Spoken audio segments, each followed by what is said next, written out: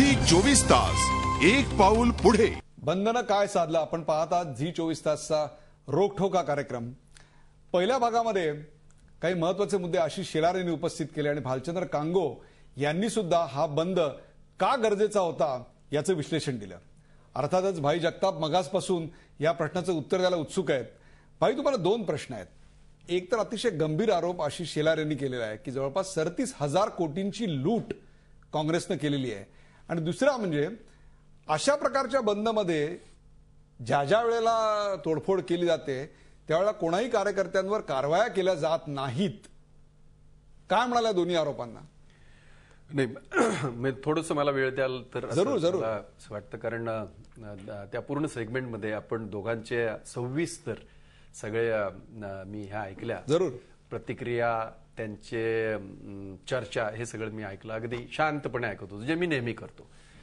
कारण मी 11 स्थळे करणाऱ्यांपैकी नाही. यांनी 11 स्थळेपणा पूर्ण दिवस केला आणि तो अख्ख्या देशाने पाहिला. तुमचं उत्तर ऐकायला उत्सुक आहे. होय होय, मी उत्तरच देतोय. आणि मला कांगोंचं थोडंसं आश्चर्य असं वाटतं की चळवळीतला माणूस, स्वातंत्र्यापूर्वीची चळवळ आणि बंद याची जर कुठेतरी सांगड घालण्याचा प्रयत्न करत असतील तर मला आश्चर्य वाटतंय.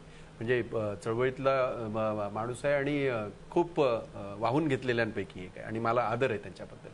पण स्वातंत्र्याच्या गांधींची चळवळ आणि मला मोठं आश्चर्य वाटतं. हा एक मुद्दा. दुसरा महत्वाचा मुद्दा, आपण जे दोन प्रश्न विचारले की याच्यावर कारवाई झाली की नाही वगैरे वगैरे, आपण भारताचं बाजूला ठेवू एक मिनिटापूर्वी, याचं करू, महाराष्ट्राचं बघू, कारण त्यांनी नवनिर्माण सेनेचा उल्लेख केला. याच्या अगोदर इथे सरकार एखादं तरी झालं, या सरकारने किती कारवाया केल्या हे मला माहित नाही, पण राज ठाकरेंवर 72 केसेस टाकल्या गेल्या.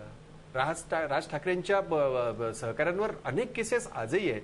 आता काँग्रेस सरकारने त्यांना शिक्षा करायची असं म्हणणं हे कितपत योग्य आहे हे आपण समजून घ्या. त्याचा कारण महत्वाचा मुद्दा आहे तो 37,000 कोटीच्या लुटीचा. मी येतोय त्याच्यावर. आता कसं आहे की यांना एक सवय, ह्यांची बीजेपीचं नेहमीच धोरणी दुटप्पी राहिलेलं आहे. हे मी म्हणत नाही, हे सगळ्या जनतेला माहिती आहे. आम्ही बंद कसा यशस्वी केला हे जेव्हा ते छाती ठोकपणे आणि याच्याने सांगतात आहेत, मग त्याच्यातलं झालेलं नुकसान कुणाचं हे जर त्याची जबाबदारी तुम्हाला घ्यावी लागेल. अर्धवट काही करता येत नाही. एखाद्या गोष्टीचा परिणाम होतो तेव्हा त्याच्या दुष्परिणामाला सुद्धा तुम्हीच जबाबदार असता. आता तिथे समाजकंटक वगैरे सांगून जर तुम्ही काही करत असाल तर मला असं वाटतं की ती दुटप्पीपणाची भूमिका ही अयोग्य राहील. एकीकडे मुंडेने असं सांगायचं, हे आता नाही म्हणतात आहेत, पण मुंडेंचं तुमचं तुम्ही क्लिपिंग दाखवलेलं दाखवा, असंच होणार. म्हणजे मुंडेंना काय झालंय की शिवसेनेच्या बरोबर राहून राहून अलीकडे बीजेपीमध्ये पण काय तो एक प्रकारचा हे आलेला आहे. आणि त्यातल्या त्यात आता आठवले जोडल्यामुळे त्यांनाही ते असं वाटतंय की हे सगळं झाल्यावर कसं चित्र दिसतं, त्याच्या पद्धतीची त्यांनी भूमिका त्यांनी हे केलंय.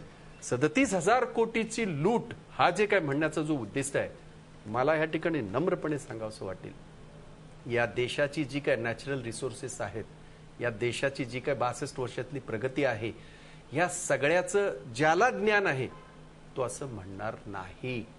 सर्वसामान्यांच्या त्या भावनेचे मी सहमत आहे. पेट्रोलचे चटके सर्वसामान्याला बसत आहेत आणि त्याच्याबद्दल आमच्या मनामध्ये चिंता आहे आणि त्याचं चिंतन सुद्धा चालू आहे. परंतु असं जर म्हणायला लागलं कोणी की समजा उद्या एखाद्या एक बॅरलवरची जर किंमत आंतरराष्ट्रीय बाजारामध्ये जे ओपेक ठरवतं ते मनमोहन सिंग ठरवत नाहीत किंवा ते अडवाणी ठरवत नाहीत किंवा ते काही गडकरी ठरवत नाही, ते करणं गरजेचं होतं आणि ते आवश्यक याच्यासाठी होतं की, आणि ते आम्ही आज केलं असं नाही. एनडीएच्या काळामध्ये ज्या वेळेला त्यांनी ते ओपन केलं होतं, एनडीएच्या काळामध्ये 48% फक्त किमती वाढल्या. तुमच्या काळामध्ये 117% वाढल्या. मनमोहन सरकारने दुसऱ्यांदा जेव्हा शपथ घेतली तेव्हा 40 रुपये पेट्रोल होतं, आज 80 रुपये झालंय. काय म्हणाल? सांगतो ना मी तुम्हाला. असं आहे, हे झालं 2 सरकारामधलं. हे तुम्ही ने आम्ही जेव्हा बसतो त्यावेळेला आम्ही आमच्या मुलांना काय सांगतो, आम्ही ज्या वेळेला होतो त्यावेळेला 5,000 रुपये तोळं सोनं होतं, आज 30,000 आहे. आता ह्या गोष्टीची सांगड जर आपण अशा पद्धतीने घालायचं झालं तर अशीही घालता येईल. मी कामगार क्षेत्रातला माणूस आहे, 25 वर्ष झाली मला कामगार क्षेत्रामध्ये. 25 वर्षापूर्वी या राज्याचा मिनिमम वेज हा फक्त आणि फक्त 625 रुपये होता. आज तो 7,000 आहे. मी त्या कमिटीवर आहे, राज्याच्या आणि देशाच्या कमिटीवर आहे, मिनिमम वेजच्या. त्याचा वेगळा विषय आहे तो. परंतु ह्या सगळ्या गोष्टी ज्या वेळेला वाढतात, मी समर्थन म्हणून सांगत नाही, तरी सुद्धा मी सांगतोय की पेट्रोलचे चटके हे सर्वसामान्याला बसतात. पेट्रोलचे चटके सर्वसामान्य लोकांना बसतात. त्यासाठी सरकार अतिशय त्याची चिंता करत आहे आणि सरकार त्याच्यातनं मार्ग आशिष शेलार यांच्या पक्षावर दुटप्पीपणाचा आरोप केलेला आहे. सर्व जग म्हणतंय, मी एकटा म्हणत नाहीये, तुमचं चॅनल सुद्धा म्हणतंय. जनतेच्या नुकसानीला सुद्धा तुम्ही जबाबदार आहात. जर त्यांच्या भावनेला तुम्ही एक वाचा फोडली असेल तर त्यांच्या नुकसानालाही तुम्ही जबाबदार आहात, असं लॉजिकली परफेक्ट स्टेटमेंट आता भाई जगताप करतायत. काय म्हणाल? मला जरा 2 मिनिटं द्यावी. अगदी जरूर इच्छा आहे. पहिली गोष्ट तर मला भाईंचं धन्यवाद करायचं आहे की भाजप सारखं काँग्रेसवालेही चिंतन करायला लागले, ही चांगली गोष्ट आहे. चिंतन हा शब्द तुम्हाला आवडला, त्यामुळे चिंतन ते करतात, त्याच्याबद्दल आवडलेला शब्द ते घेऊ लागले अशी भीती आहे मला. दुसरी गोष्ट, ज्या पद्धतीची आपली चर्चा चालू आहे त्यामुळे भाई असं म्हणाले की दुटप्पीपणा भाजपचा. मी आता केवळ या विषयापुरतं येणार आहे, बाकी सगळे विषय जाऊ द्या. कालचं आणि आजचं स्टेटमेंट तुम्ही ए के अँथोनींचं बघा.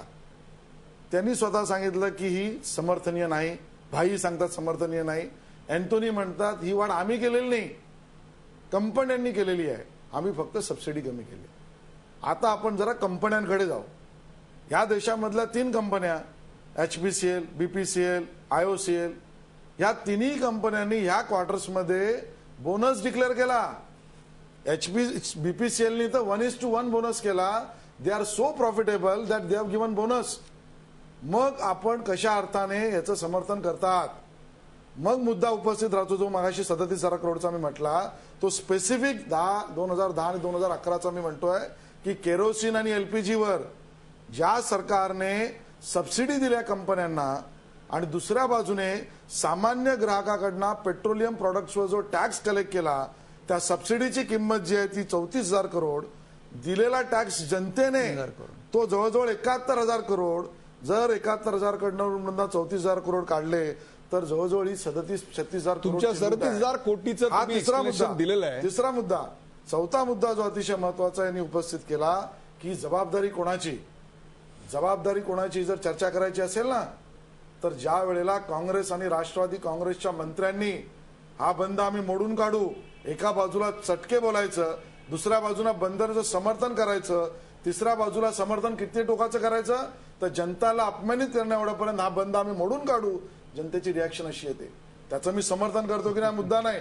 मग ज्या वेळेला तुम्हाला या सगळ्याची जबाबदारी द्यायची असेल तर ज्या ज्या मंत्र्यांनी, ज्या ज्या अधिकाऱ्यांनी ही खाजवून जनतेला अपमानित करण्याची वृत्ती प्रकटित केली आहे त्यांच्याकडे पण सुई जाते, हेही भाईंनी लक्षात घ्यावं असं माझं नम्र निवेदन. मला एक प्रश्न, मला काय झालंय की काही गोष्टी अभ्यासू आहेत, तरुण आहेत, भाजपचे भविष्यातले चांगले नेते आहेत. वेबसाईटवरची आकडेवारी आणि वस्तुस्थिती याच्यामधला जो फरक आहे तो मी आता सांगतो तुम्हाला. ज्या कंपन्यांची यांनी नावं घेतली, Bharat petroleum, Hindustan petroleum, ONGC वगैरे आहे, ते माझी युनियनच आहे. त्यामुळे मला ह्यांच्या आकडेवारीच्या पेक्षा जास्त आपला मुद्दा मुद्दा आहे असा आहे मुद्दा, याची जबाबदारी कोण घेणार. माझं म्हणणं असं आहे की हा फार मोठा प्रश्न आहे. या देशामध्ये ऑर्गनाइज सेक्टर एकेकाळी ज्याच्याशी संबंध आहे, याच्याशी आपण म्हणाल काय संबंध आहे, यांनाही सांगू इच्छितो आणि जनतेलाही सांगू इच्छितो. एकेकाळी या देशामध्ये जो ऑर्गनाइज सेक्टर 13% होता तो आज 7% झालाय. आणि तो कुठचा आहे माहिती आहे का? या सगळ्या नोकऱ्या ज्या आहेत या सगळ्या PSU मधल्या आहेत. हे सगळे PSU आहेत, हे नवरत्न आहेत या देशाचे.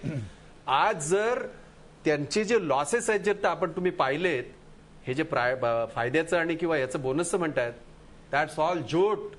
मी परवा माझी त्यांच्याजवळ चर्चा, ही वस्तुस्थिती असली तरी सुद्धा मी म्हटलं तो खरा आहे, परंतु ती वस्तुस्थिती असली तरी सुद्धा माझं म्हणणं असं आहे की त्याच्यावर सरकार म्हणून काहीतरी त्याच्यावर हे करायला पाहिजे, ज्याचा उल्लेख ए के अँथोनींचा त्यांनी केला, ज्याचा उल्लेख आम्ही करत आहोत, ज्याचा उल्लेख अनेक लोक करत आहेत. परंतु त्याचा अशा पद्धतीने प्रदर्शन करायचं आणि समर्थन करायचं आणि ते काहीतरी वेगळ्या गोष्टीचा करून द्यायचा. तुमचा मुद्दा या ठिकाणी तुम्ही मांडलेला आहे. परंतु या सेगमेंट नंतर मला जायचंय भालचंद्र कांगोंकडे, कारण 3 महत्वाचे मुद्दे आलेत. भालचंद्र कांगो, मला माहिती आहे तुम्हाला याच्यावर उत्तर द्यायचंच असणार आहे, कारण तुमच्या क्षेत्रावरचा असा एक कॉमेंट ज्याला मल्लीनाथी म्हणतो ती भाईंनी केलेली आहे. झी 24 तास एक पाऊल पुढे.